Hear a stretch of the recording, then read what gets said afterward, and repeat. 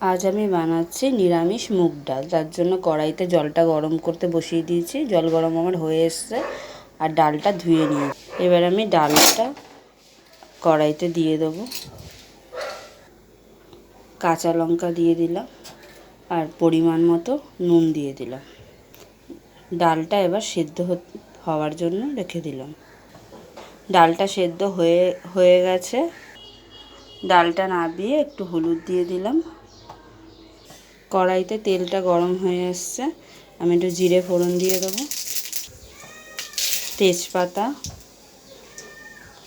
আদা, শুকনো লঙ্কা, ডালটা দিয়ে দিলাম।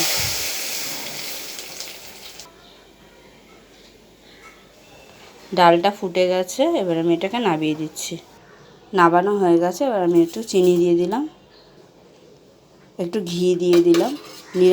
নিরামিষ মুগ ডালে ঘি চিনি দিলে টেস্টটা একটু ভালো হয়।